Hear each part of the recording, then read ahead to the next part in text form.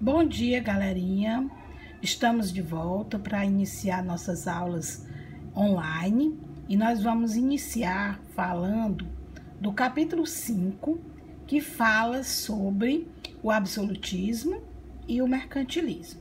Essa imagem que vocês estão vendo aí é da Rainha Elizabeth I, que é um dos símbolos, né,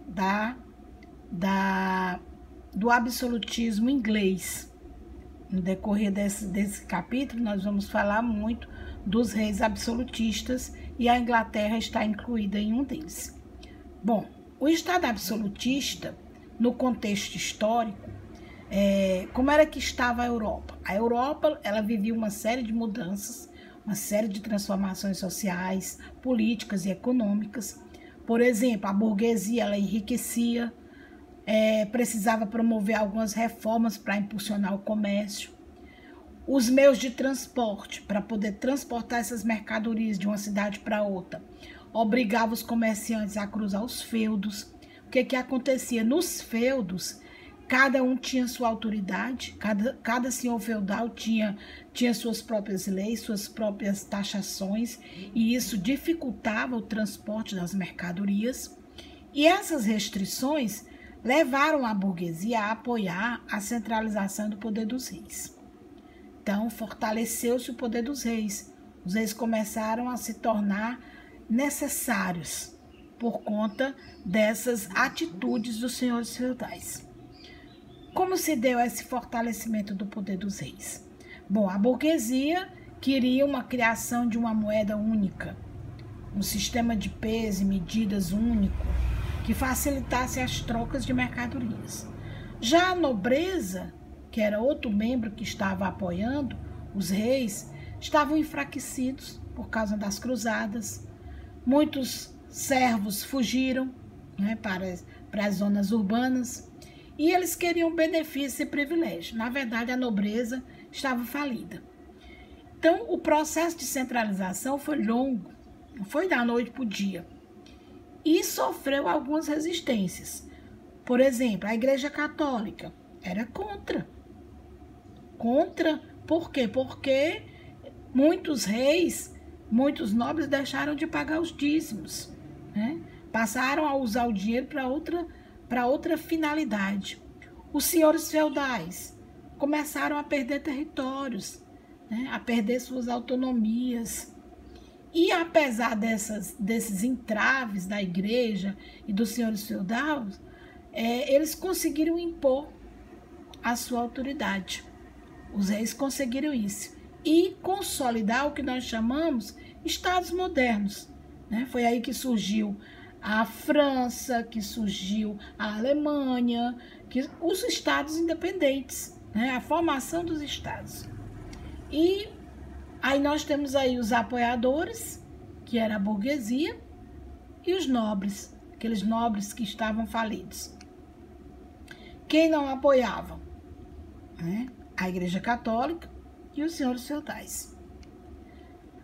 A formação dos estados modernos se deu dessa forma, né? Houve a crise do feudo, eles entraram em crise e, obviamente, as pessoas passaram a buscar no rei, né, um porto seguro. E dessa forma foi que apareceu aí a formação dos estados gerais. Quer dizer, os senhores feudais já não continham mais tantas guerras internas, algumas coisas que estavam fora do controle deles. Como essa centralização aconteceu? Bom, no século XII, as transformações sociais, econômicas e culturais intensificaram o comércio, as cidades cresceram, houve um questionamento do poder da Igreja Católica, né? Houve a difusão de ideias humanistas e aí houve o fortalecimento da autoridade do rei. Essas duas imagens aí eu coloquei até por conta que Henrique VIII foi um símbolo emblemático, né? Na questão de poder da igreja, né? Quando ele rompe com a Igreja Católica para casar-se com Ana Bolena. A centralização da monarquia ainda continuou até o século XV, né? mecanismos, consolidações do poder monárquico em vastas regiões, crise econômica. O que era isso? Era a baixa produção de alimentos. Havia muita fome, muitas guerras que atingiam algumas regiões da Europa. E os reis, né, acabaram criando leis, criando impostos, criando moedas de circulação nacional para poder fiscalizarem as estradas, criar uma burocracia formada de funcionários administrativos. Eles eram encarregados de fazer valer as suas decisões em todo o reino, uma organização e um controle do comércio. Então, todo o sistema educacional da justiça, então tudo isso foi como a monarquia se centralizou. Formaram seus exércitos permanentes, né, e profissionais, todos subordinados à autoridade da coroa. Então gerou-se o que nós conhecemos assim por absolutismo, ou seja, a centralização do poder nas mãos do rei. Então o absolutismo se formou exatamente com a crise do feudalismo, caracterizando-se aí esse poder político nas mãos desses reis. E o ápice desse absolutismo se deu exatamente entre o século XVI e o século XVII, que aí teve toda aquela questão da reforma protestante, porque ela vai contribuir muito para esse fortalecimento, né, porque dividiu muito o cristianismo, aí enfraquece o poder do Papa, o poder da igreja, e alguns países católicos, né, a igreja foi colocada sob a autoridade dos reis. Então isso já foi bastante, né, para ver essas mudanças que estariam acontecendo. O maior símbolo do absolutismo, Luís XIV, ele foi o maior símbolo do absolutismo na França. Quando a gente fala de absolutismo, a primeira imagem que vem à nossa mente é Luís XIV, que ele declarava que a França era ele era o Estado, quer dizer, ele era o Todo-Poderoso. Como ele sempre se intitulava de Rei Sol, né? Assim como os planetas giram ao redor do Sol, então Luís XIV se intitulava o Rei Sol. Ele era a luz da França. Aí vem os teóricos do absolutismo. Quem eram esses teóricos? Thomas Hobbes, Jacques Rousseau, Maquiavel, Jean Bodin. Então aqui eu vou abordar só alguns. Hobbes, por exemplo, era um filósofo inglês que defendia a ideia de que a natureza humana era desde sempre má e egoísta. Então, no principal livro dele, na principal obra dele, que é o Leviatã, ele afirma que só um Estado forte é capaz de limitar a liberdade individual, impedindo a guerra de todos contra todos, que é aquela questão de que o homem é lobo do homem. Então, ele justifica isso, né, que só um Estado forte era capaz de limitar individualmente o poder de um indivíduo, impedindo que eles entrem em guerras um contra os outros. Já Jean-Jacques Rousseau, ele era um bispo, né, um teólogo francês, e um dos mais importantes intelectuais da corte do Luís XIV. Então é lógico que na obra dele, que foi uma obra tirada das Sagradas Escrituras, ele desenvolveu a teoria do direito divino dos reis. Por quê? Porque, segundo ele, o poder do rei era expresso pela vontade de Deus. Então, se era expresso pela vontade de Deus, era incontestável e era ilimitado. Certo? Então, aí nós temos eles, Nicolau Maquiavel, Jacques Rousseau e Thomas Hobbes. Então, aí as obras, né, Leviatã, estão falando. Nicolau Maquiavel, uma das célebres obras dele é O Príncipe, né, que a maioria dos políticos usam como um livro de mesa de cabeceira. As diferentes formas de pensar o absolutismo. Esses dois teóricos, né, nós percebemos a diferença de pensamento dos dois. Um dizia uma coisa que usava a razão, o outro que usava a religião. Então, Hobbes defendia o absolutismo com razão, num argumento de quê? De que era necessário você garantir a segurança dos indivíduos. Já Rousseau, ele se fundamenta totalmente no direito divino dos reis, ou seja, ele se baseia, ele fundamenta a sua tese, né, do direito divino dos reis, e que era uma vontade de Deus, e que se era uma vontade de Deus, era incontestável e indissolúvel. Aí vem o mercantilismo, né, porque através desse absolutismo, né, nós vamos ver que há muitas despesas, há muitos gastos, há muita ostentação. E para manter essa abundância, essa ostentação das cortes europeias, assim como sustentar os funcionários que cuidavam da administração dos reinos, equipar as tropas para proteger os territórios, isso era um custo alto, né? Como era que ia sustentar tudo isso? Então, a solução encontrada foi adotar um conjunto de práticas para enriquecer os reinos, que recebeu o nome de quê? De mercantilismo, né? Então, aí nós temos o símbolo do mercantilismo, que é essa balança, né? Ela mostra o quê? A diminuição das importações, o aumento das exportações. Então, assim, o mercantilismo, para você ter um Estado forte, você tinha que ter um protecionismo, um nacionalismo econômico, né?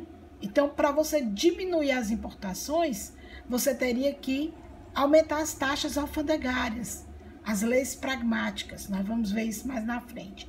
E para aumentar suas exportações, você tinha que desenvolver os seus produtos manufatureiros. Você tinha que aumentar o monopólio, o colonialismo, certo? Então, o mercantilismo tem alguns fatores, né? Que são o quê? O metalismo, a balança comercial favorável e o estímulo às manufaturas locais. Isso eram basicamente, né, como se dividia o mercantilismo. Porque cada um dos reinos vai viajar por um desses caminhos aí. Então, o metalismo era a riqueza de um reino, ela era medida pela quantidade de metais nobres que ela possuía. Ouro, prata, pedras preciosas. Daí por que eles buscavam tantas descobertas, por que eles se aventuraram tantos nos mares? Em busca de riqueza, para poder ter cada vez mais, porque o metalismo ela era medido pela quantidade de metais que os nobres tinham. Então, daí porque não se podia sair daquele país o metal que ele tinha. E a balança comercial favorável eram as medidas protecionistas, que nós vimos agora naquela balança, para encarecer os produtos importados e reduzir, então, a entrada dele no reino e diminuir as importações para poder aumentar as exportações. Era basicamente assim. Eu não compro produto estrangeiro para que o meu tenha valor e seja mais vendido, ok? E os estímulos às manufaturas locais? Era estimular a produção de bens manufaturados. O que você produzia? Linho, tecidos de algodão, armas, ferramentas de agricultura. Então, vamos estimular, que é para poder vender mais, certo? Então, aí nós temos basicamente o absolutismo e o mercantilismo, eles andavam de mãos dadas, né? Um complementava o outro. Porque no Estado absolutista, ele é apoiado pelos negócios dos burgueses e vai sustentar aquela nobreza. E aí, para que ela tenha dinheiro para isso tudo, né, para apoiar os negócios burgueses e sustentar a nobreza nos seus luxos, nas suas ostentações, vai surgir o mercantilismo. Que os objetivos e os meios eram o quê? Qual era o objetivo? O entesouramento do reino, através do metalismo, ou seja, ter muitos metais preciosos, ouro, prata, pedras preciosas, e isso fortalecia o poder do rei. O rei dava ao rei mais poder. Quanto mais ele tinha, mais metal ele tinha, mais poderoso ele era. E os meios para ele conseguir esse mercantilismo era o protecionismo, o colonialismo, a pirataria, a balança comercial favorável, certo? E aí, essa acumulação de riquezas, todos os reinos, né, passaram a interferir na economia do Estado, por meio desses incentivos de tributação que os tornaram monopolistas. Então, no século XV e no século XVII, essas monarquias e esses burgueses, eles começaram a investir nas marias mercantes, ou seja, nas grandes navegações, né? Eles impulsionaram esses investimentos, né? Essas coroas europeias passaram a investir nas grandes navegações. E as grandes navegações eram incentivadas exatamente pelos reis, para buscar esse ouro, essa prata, esses metais preciosos. Então, eles organizavam expedições para explorar os mares, né? Para conquistar colônias na África, na Ásia e na América. E essas conquistas territoriais ampliaram as relações comerciais, né, que ele tinha com essas colônias. Como eles ampliaram? Através do trabalho compulsório, do trabalho de escravidão, com os indígenas e com os africanos. Então, aí nós temos, né, as grandes navegações, Pedro Álvares Cabral, Colombo, né, Fernão de Magalhães, e muitos outros que nós temos já falado tanto nas nossas aulas de história. E, com o tempo, cada um desses reinos foram para diferentes caminhos. Quer dizer, no processo de acumulação dessas riquezas, os países europeus seguiram caminhos diferentes. Por exemplo, Portugal e Espanha deram maior ênfase ao metalismo, ouro, prata, pedras preciosas. A Holanda não. A Holanda investiu na integração do comércio externo, nas exportações. Eles incentivavam as manufaturas para exportar. A França já se deteve na balança comercial favorável, ou seja, aquela questão do protecionismo, impedir que entrassem muitos produtos de fora para valorizar o que ele tinha. E a Inglaterra, além de garantir a sua balança comercial favorável, ou seja, proteger o que ele tinha, impedir que entrassem produtos que vinham de fora, eles ainda incentivaram a produção de manufaturas. Ele aí promoveu também o cercamento das terras. Aí no cercamento das terras vai o quê? Ele vai induzir o camponês a migrar para as cidades, que aí vai acontecer aí o advento da industrialização na Inglaterra. Então, assim a Inglaterra combinou diferentes métodos de acumulação de capital, né? Se torna hegemônica, superando os demais países e preparando um caminho do mercantilismo para o capitalismo industrial durante o século XVIII. E aí, muitos tiveram novos rumos, certo? Até breve, muito obrigada. Vocês resolvem aí a atividade da página 65 do livro de vocês. Alguma dúvida, é só falar comigo no nosso grupo. Obrigado, fiquem com Deus e até breve.